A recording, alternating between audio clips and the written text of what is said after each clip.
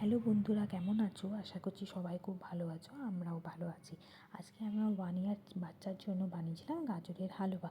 একদম সুগার ছাড়া বাড়িতেই একদম ন্যাচারাল সুগার দিয়ে বানিয়েছিলাম। চলো দেখে নাও। গাজরটা প্রথমে কুড়ে রেখেছিলাম, তারপরে কড়াইয়ের মধ্যে ঘি গরম করে ওতে তেজপাতা আর এলাচ আমি দিয়ে দিয়েছিলাম।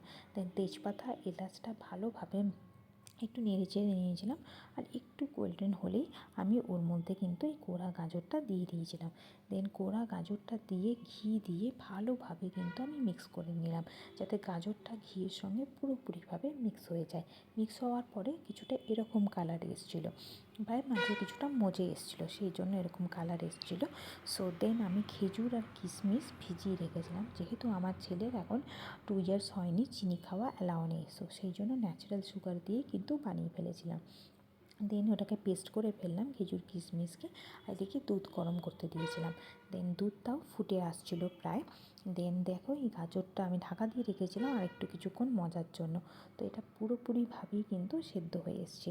দেন এই খেজুর কিশমিশের পেস্টটা আমি কিন্তু এর মধ্যে দিয়ে দিলাম। এটা একদমই ন্যাচারাল সুগার, তোমরা সুগার অ্যাভয়েড করতে চাইলে এরকমভাবে গাজরের হালুয়া বানিয়ে খেতে পারো, ভীষণই কিন্তু টেস্টি হয়। দেন আমি এরপরে ওই ফোটা দুধটা এর মধ্যে দিয়ে দিয়েছিলাম। ফোটা দুধ দিলে কি হয়, আরও জিনিসটা ভালোভাবে মজে আসে। আর গাজরের হালুয়ায় তো দুধ বা ক্ষীর, খোয়া তো দিতেই হয়। সো দেখো, দেওয়ার পরে গাজরটা কিন্তু ভালোভাবে সেদ্ধ হয়ে গেছিলো। আর যেহেতু আমার বাচ্চা খাবে, সেহেতু আমাকে একটু দেখতে হচ্ছিলো সেদ্ধটা।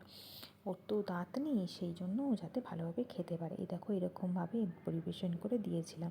ভালো থেকো, দেখা হবে নেক্সট ব্লগ।